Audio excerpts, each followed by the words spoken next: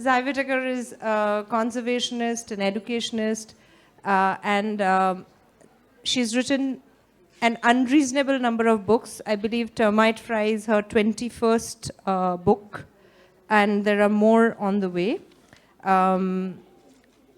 Very briefly about her conservation, she's associated with the Madras Crocodile Park and the Snake Park. A little bit about me. I am a journalist. I'm a national award-winning film critic, and I'm the writer of The Day I Became a Runner, a women's history of India through the lens of sport. We'll begin. I'll just start with a little introduction to this wonderful little novel, Termite Fry. It's available in the bookstore. I hope that you're going to go out and buy copies of it. So it's a delightful little novel set in an Irular. The Irular are a snake-catching community in Tamil Nadu. So this is about one Irular family. I mean, it is about the community, but the main characters are Tata, the grandfather, Karadi, the son, Rani, the wife, and the two kids, this really feisty little girl called Teni, if I'm pronouncing it right, and her brother Mari. And the story is set sometime in the 1970s when the Wildlife Protection Act 1972 is on the horizon. So for the Irular, this is clouds of concern because their livelihood is at threat because snake catching and all kinds of other wild animal catching is about to be banned. But there's also a window of opportunity because the government is also making a policy about making anti-venom for snake bites. So it's an incredibly kinetic novel because there's a lot of snake hunt, termite hunt description, so there's a lot of action. It's funny in unexpected ways. So Zai says that there was this organization that they call the NGO. There was a Gorement, G-O-R-E-M-E-N-T. And what I liked the most about, my favorite bit is that you refer to snakes and all kinds of animals as this person. So when somebody's catching a snake, one of the characters is saying, this person is not happy. So I just love that. So I'll just, with that introduction, I'll begin with the questions, Zai. So to my mind, the novel has sort of two protagonists. One is the very wise, sagacious Tata, the grandfather, and the other one is this feisty, very, very chatty little girl, Teni.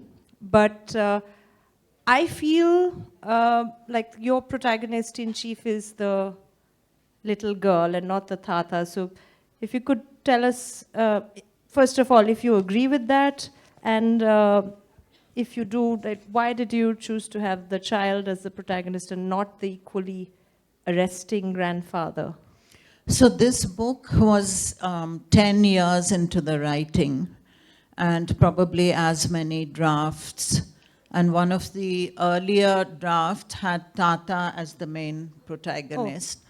And as you once called him, the wise, calm Tata.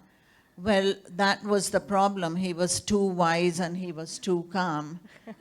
So as I continued writing the story, I knew that he wasn't going to be the right person. And what I wanted is somebody who was, somebody like Teni, who was a very good eavesdropper. I needed somebody who was kind of scurrying along around and getting news of what was going on, and she was the perfect one.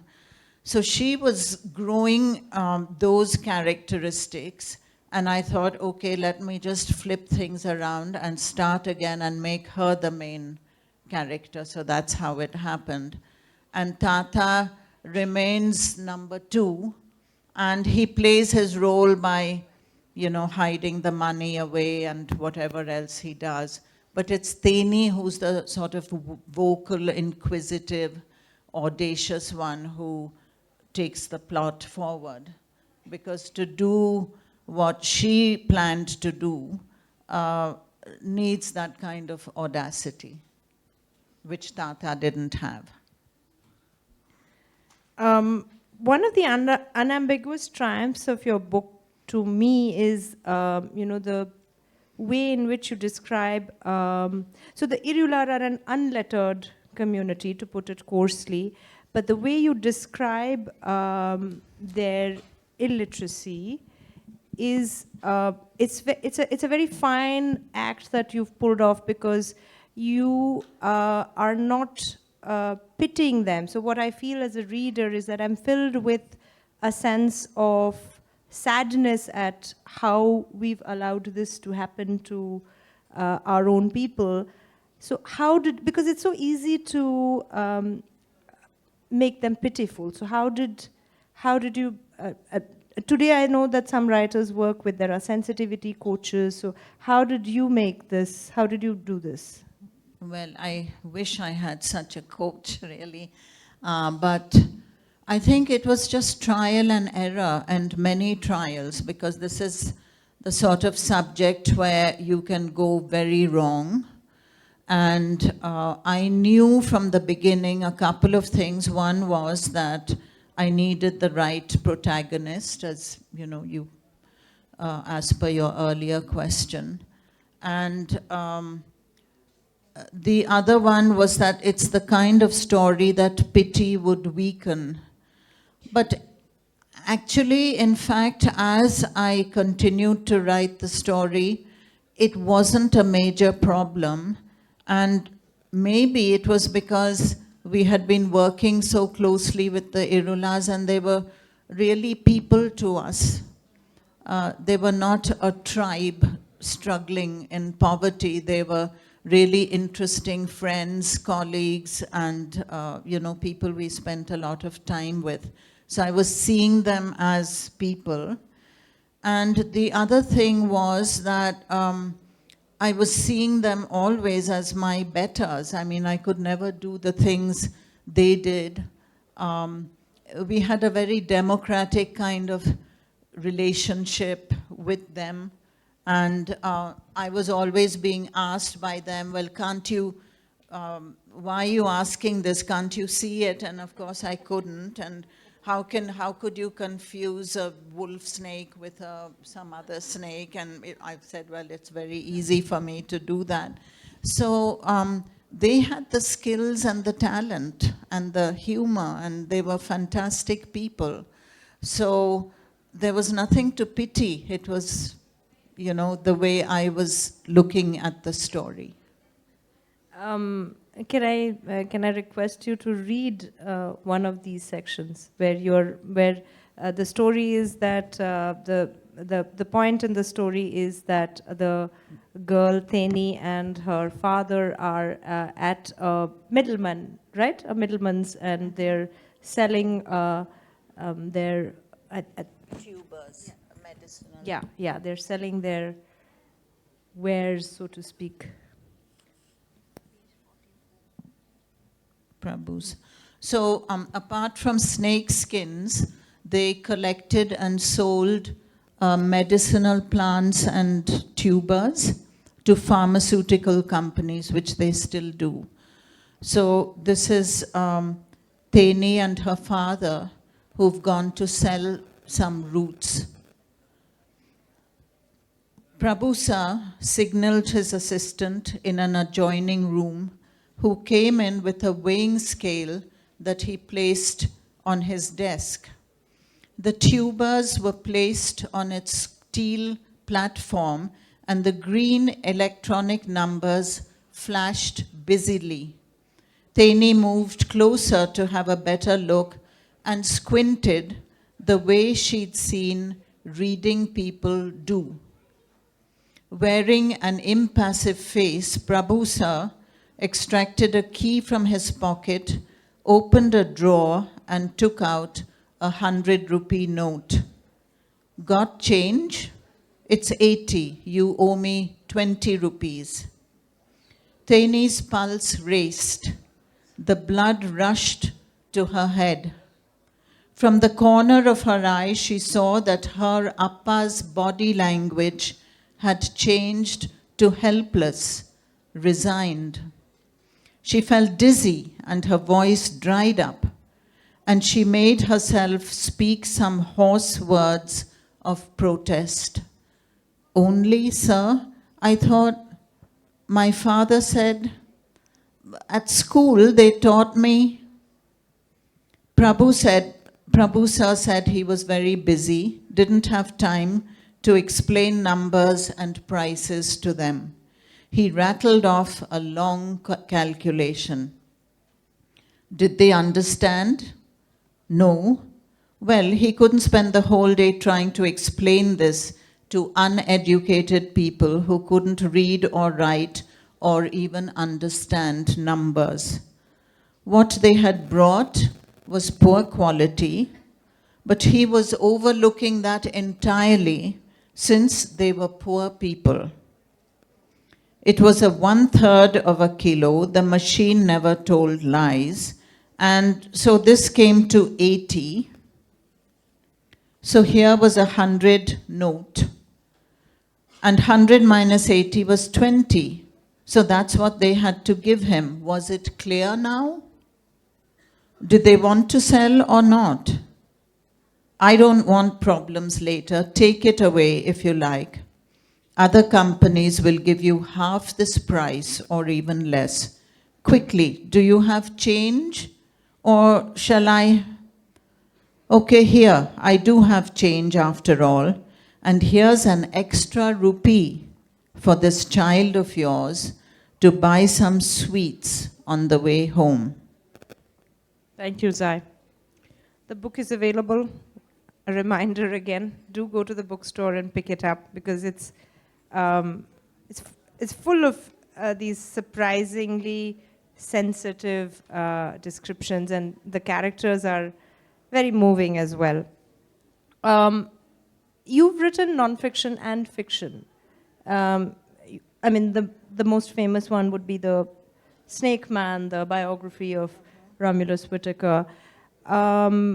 You've also written books for children, but non-fiction books for children, right? You've got that Salim Ali for kids. Why did you choose the novel form for this particular story? You could have, I mean, you've worked so long with them. Well, I had been writing non-fiction about the Irulas and about their lives for close to 30 years when I started this book. And I'd written film scripts because we'd made several documentaries about them, essays, funding proposals for the two cooperatives that we started, meetings of minutes, all kinds of things, all non-fiction. And I think I came to a point where I needed to write something where I could bring their emotions and my emotions into it to some extent, and that would be fiction. But it's interesting that in this Lit Fest, in the last 1.5 days, I've heard so many references to the fact that there's a very thin line between fiction and non-fiction. So a lot of the material in this book is actually, it happens, it's been told to me, sat down and got their stories from them. So in that sense, it's both fiction and non-fiction, I think.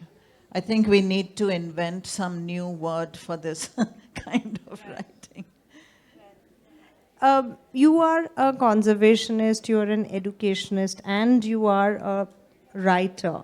I can see how your conservation work feeds into your writing, obviously. I mean, you have this very rich material, say, about the Irula because you've worked so long with them. But if I could ask you, do you think, how does your writing feed into your other practices, into your conservation work or into your work as a teacher?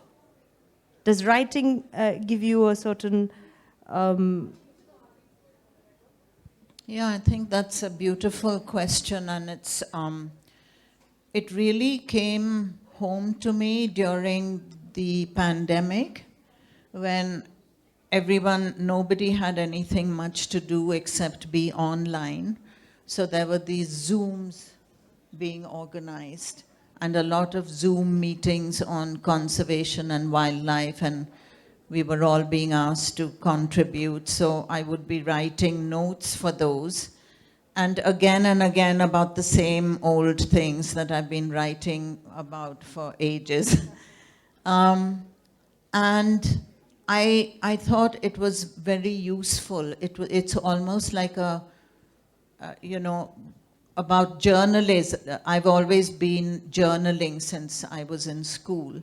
And it's the same sort of thing, that it gives you a different perspective on a situation, on a person. So I think that it's a very important activity for me. Like people talk about things like meditation, for me it's writing, because it does bring out a newness in old things, which is really beautiful. So you mean it gives you a sense of perspective about your... Because as I am a journalist by practice, and I know that journalism and writing are more or less kin disciplines, but I still see a line between the two. But what I would think is that I feel that writing gives me somewhat more emotional intelligence, and I bring that into my journalism. That's what I meant when I said about people as well, people Right. and relationships. I absolutely agree. Yeah. Many of you probably already know this, but Zai is from the storied Salim Ali, the Birdman of India family. Not just Salim Ali, but a family full of superstar conservationists and writers. So Humayun Abdul Ali, Zafar Fateh Ali. What was it like growing up in a family of writers? And in fact, actually, I have an anecdote as well, which I was telling Azai, that one of her cousins, Rauf is your cousin, right? So I used to work for a magazine, and I used to look after the back of the book, as we call it, which is the arts and books and culture section. And Rauf Ali had written an essay about getting malaria 34 times. This was sometime in 2011, and I believe the count went up to 37 or 38 after that. But he used to work with elephants, and it was a delightful essay. I mean, other than the fact that it was full of this rich material about the Andamans, but it was a delightful essay. And I think Salim Ali's book has never gone out of print. So what was it like to grow up in a family of writers? So at times it was intimidating because my mother was a writer. She was a landscapist, an environmentalist. She, in fact, wrote her first book with Salemamu on birds. My father was a conservationist and writer. My sister was a novelist. And That's so Shama on. Fateh Ali. Shama Fateh Ali, and so on and so forth. So I think I went through several very defined phases in my life, and one I have written about in my picture book called Salemamu and Me, which is about, and I call it my autobiography, though it's 8 pages long. And it's about how we used to be roused out of bed on weekends and taken bird watching and then scolded because we didn't know any of the names of the birds, and how small and insignificant one felt. And, you know, we grew up thinking that there were only 2 things that were important in life: bird watching and writing. So, you know, if you couldn't do either, like I couldn't at that point, you were an absolute loser. So, but then later on, I realized, and again, now looking back on the family, I see that it wasn't really intimidating because they were all terrific mentors. And it also taught me, as I wrote about it and thought more about it, the importance of mentorship, which we all talk about a lot at the Kroc Bank now, and it gives me a lot of pleasure every time a volunteer or a long-term visitor or researcher writes and says, well, you know, guess what? I gave up my engineering job and I've joined this NGO doing conservation work, NGO, because of the experience I had at the Kroc Bank. And I think that's, you know, that makes me very happy.